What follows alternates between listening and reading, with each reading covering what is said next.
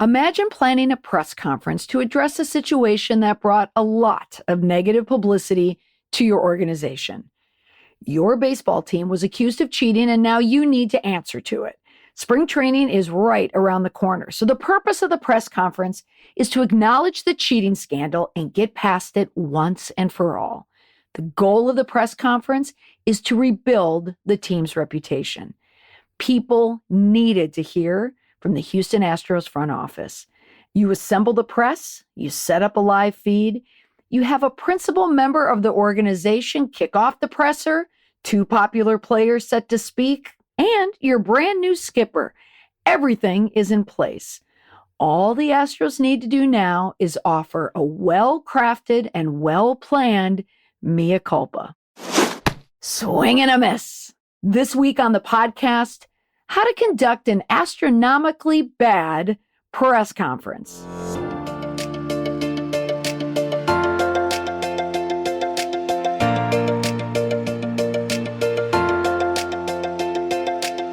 Pardon me for the obvious film cliche, but Houston, we have a problem. That problem was a press conference likely organized to rebuild the team's reputation.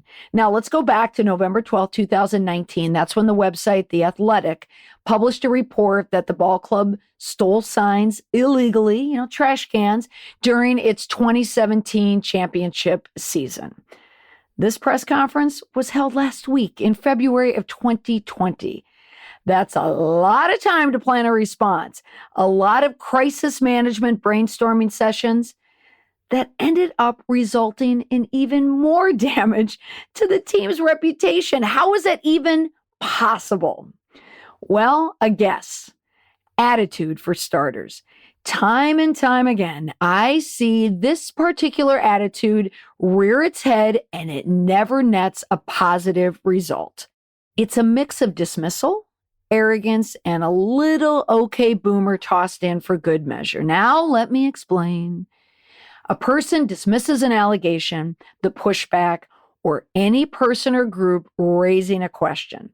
And I don't even understand what the big deal is over this issue type of an attitude. The problem, you see, is them, the accusers. It's not me.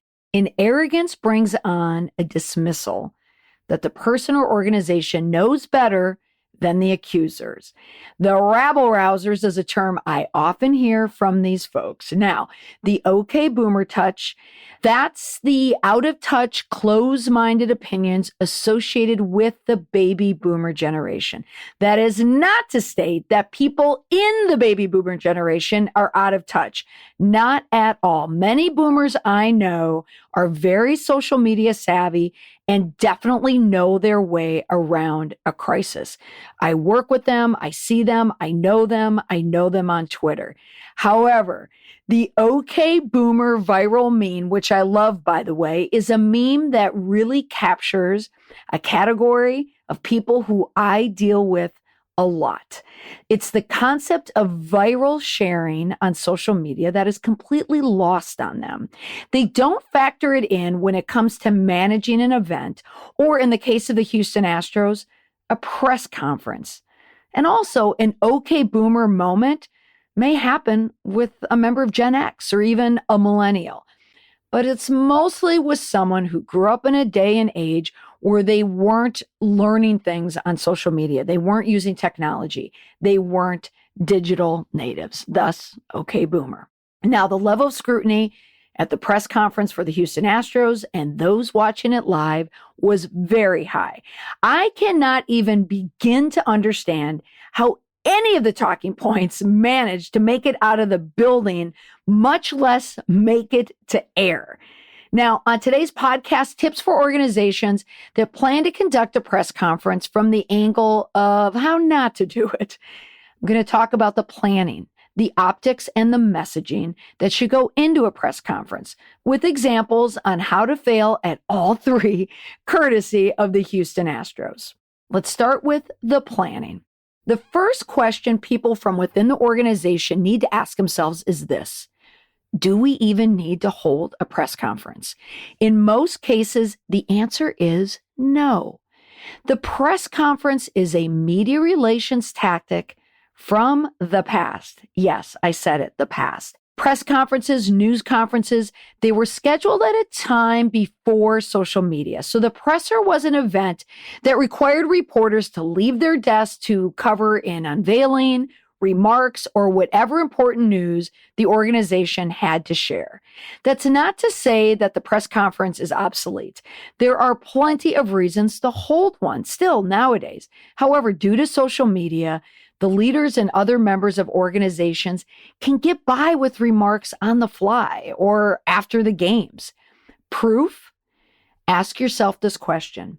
How many White House press secretaries can you name? Now, for some of you, let me throw out some guesses. Ron Ziegler, Marlon Fitzwater, Mike McCurry, Sean Spicer, Sarah Huckabee Sanders, all press secretaries who worked for an administration when events of national significance were happening, or if they were a contestant on Dancing with the Stars. Now, name the current press secretary. My guess, you couldn't come up with the name. Why? Because leaders nowadays, whether it's business or politics, they deliver their own news. And the answer to the question, it's Stephanie Grissom. Did you know she was a press secretary? Many of you probably didn't because she hardly gives any press conferences. She's basically there in name only. President Trump, he likes to make his remarks in person or online in tweets. A lot of professional sports teams, the pros, that's where you'll mostly see a lot of press conferences happening nowadays in the category of sports. That's because there's always a game and there's always an event or a championship. Usually, if there's a new player to introduce, you'll see a table set up at the stadium. The sports reporters will all convene there, and you'll see maybe the owner, but it's likely the GM, the skipper, and the player. So in the sports world, there is the case for a lot of press conferences. And in this case, there should be a press conference as well. Though if I worked for the Houston Astros, I would have made it much, much smaller scale because it got too unwieldy. Here's why. My guess for why they held the news conference at the team's spring training facility in West Palm Beach, Florida. This is just before the pitchers and catchers begin to practice. They wanted to capitalize on the optics. They wanted to get away from Houston, the scene of the crime, and place the team in a sunny locale representing a refresh or a reset on the upcoming season. One last little piece of housekeeping from last year's season that they wanted to get behind them as they prepared for the new season. So I get it. I get why they would have that press conference. Hey, fun fact, the facility for the spring training for the Houston Astros also belongs to the 2019 World Series champions, the Washington Nationals. Now, a media relations query for you. You should ask yourself if you are in charge of creating a press event, a news event. Ask yourself, what does the event call for? Is it a broad scale press conference like the Houston Astros?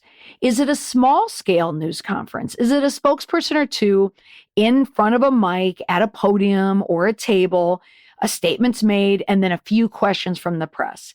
Is it a media statement? Is it a press release?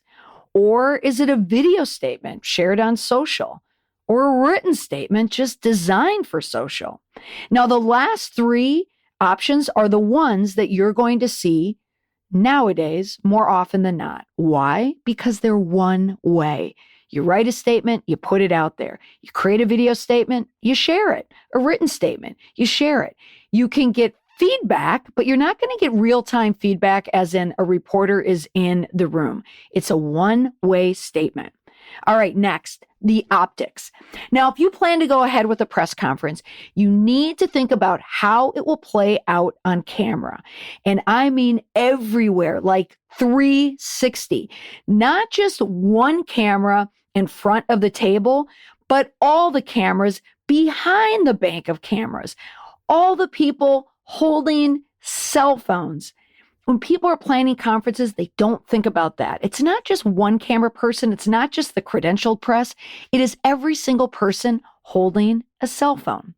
Now, do you have a good backdrop for the cameras. What's behind the scene? Where will your spokespeople sit or where will they stand? Do you have a contingency plan for outdoors?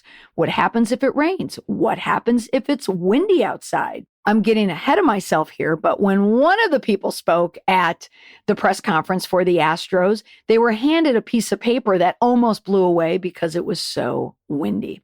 Now, the Astros 3-ring circus was held outside. They should have put it under a tent. My favorite viral moment of the entire event was when the VP of Media Relations, who after his remarks to start the press conference, exited the podium by tramping through the bushes behind him. He did not come up with an exit plan. He walked through the bushes. Get you there as soon as some of the principals take their place. And it looks like Gina's just kind of setting the story and then walking through a bush and exiting the... That was odd. Bush league. I mean, I could have walked through the gap, Gene. What are we doing? Now that's Bush League PR right there. Other unfortunate optics from the press conference. Search Google images for Alex Bregman and Jose Altuve sitting in silence, stunned, waiting to speak at the press conference. You will see two players looking down on the ground and looking like they would rather be any other place in the world but sitting at that ballpark. They likely both knew at that time that they were tasked with an impossible task of telling a story about not cheating when they knew they were cheating, while trying to keep their reputation and the reputation of the ball club intact. Dead men walking. The most difficult story to tell at a press conference is the story that never happened. Next, the messaging. If you've listened to this podcast before, you know my framework for responding to an issue or a crisis. 1, acknowledge, apologize, accept your role in the event or the incident. 2, that allows you to put your role into context. How were you involved? What were the circumstances? This is your chance to explain the why. 3, you'll lay out your plans, your promises, any changes you plan to make having gone through this event or incident. Follow all 3 in order, and you can move to the bonus round. Say it on camera, write it in a statement, or film a video, share it on a website or social media. You will be given the opportunity to stay if you do all 3 in a row. Stay in your job, stay in office, or stay in the game.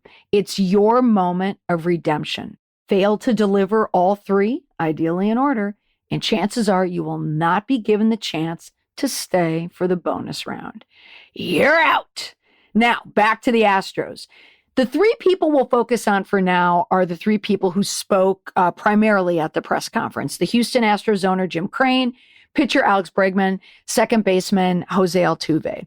Dusty Baker, he's the new manager. He spoke at the press conference as well, but he wasn't a part of the shenanigans, so we're going to leave him out. Another fun fact, he used to be the manager for the Washington Nationals. Then they canned him. Then they won the World Series. Now, the owner, Jim Crane, he started out, well, okay. He wanted to start explaining what happened and why it was never going to happen again. However, his comments were the ones that kind of rattled the ballpark and also reverberated online. Take a listen. Jim, when talking about the Yankees there, did you say you feel like this didn't impact the game? And what do you mean by that? I didn't say it didn't impact the game. Basically, as the commissioner said in his report, he's not going to go backwards.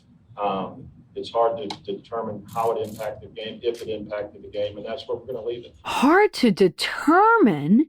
Instead of taking full accountability for the team's sign-stealing methods or even any accountability whatsoever, he went out of his way to say that the cheating didn't impact the game. It's a complete contradiction. One thing you never want in a media statement involving cheating is a contradiction. It's the owner who lost it right from the get-go.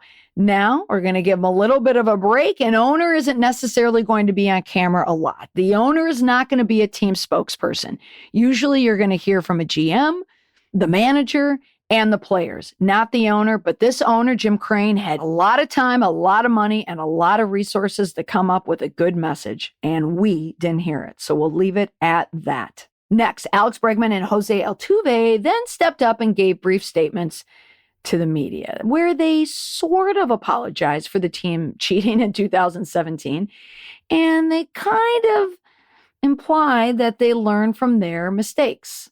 Let's listen to Bregman. I'm really sorry about the choices that were made by my team, by the organization, and by me. I've learned from this, and I hope to regain the trust of baseball fans. All right, so if we're looking at the formula, Bregman said he was really sorry about the choices that were made by the team and the organization and about himself. And he was, pointing to himself as he said that. He said he learned from it and that he hoped to regain the trust of baseball fans. All right, he kind of follows the formula there.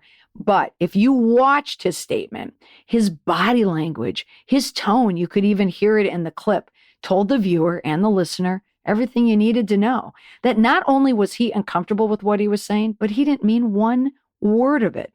So it's not just what you say, it's how you say it. Jose Altuve, the second baseman, even worse. I also will be brief. We had a great team meeting last night, and I want to say that the whole Astros organization and the team feel bad about what happened in 2017. We especially feel remorse for the impact in our fans and the game of baseball. Okay, we're going to give Altuve a slight pass for this statement because he was saying it in a second language. However, a language barrier is no excuse for a barrier to the truth. You can hear it in his voice. He was forced to say those words. And Altuve, he could not put any conviction behind them whatsoever. Another swing and a miss. There you have the making of an astronomically ruinous press conference. The media relations, horrible. The media's take, brutal. Social media's take, scathing. If you find your organization is in a fix, this is what should happen at your press conference. First, the opening statement should be a shot out of the ballpark, a grand slam home run that silences a stadium. Boom! It shuts it down. All the questions a reporter can ask have already been answered because you already front-loaded it in the statement. So when the follow-up question is asked, and if it's already been stated, the person can say, as I said in my statement, that open will be in the front of every single question you need to repeat. Second, the team needs to be playing for the same team. Everyone needs to read from the same page. The language does not need to be identical because then it's too contrived, but the sentiment does. People can sniff out a well-crafted talking point when a crisis team is brought in. You need to speak from the heart and you need to speak in your own language. However, the point of what you're saying needs to be the same.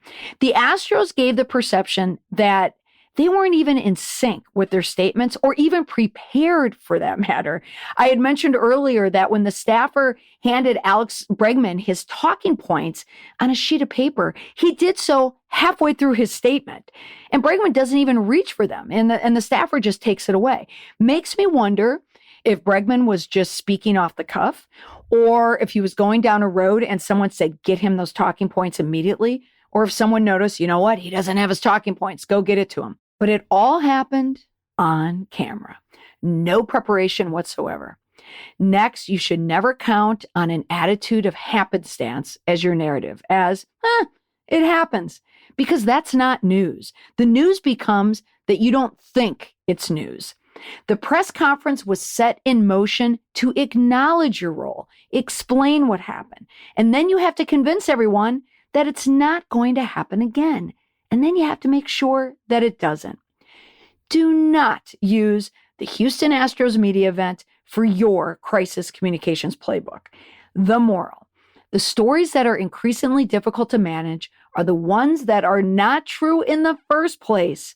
Start with trust, and the details will sort themselves out. The benefit of being truthful is that it will, again, here comes a cliche, set you free, literally. You are free to go about your business because you have to leave all the unpleasant stuff behind you. But if you lie, obfuscate, another way to say a lie, you will carry it around with you. It sticks to you and you can't shake it. Telling the truth ain't easy, but it feels so much better when you do. It's good for a press conference and it's good in life as well. If you are interested in more information on media relations or public relations, you can download Writing a Press Release for the Digital Age. It's on my website, and I've also included a link to it in the show notes. So that's all for this week. Thank you so much for listening, and I hope to see you again next week.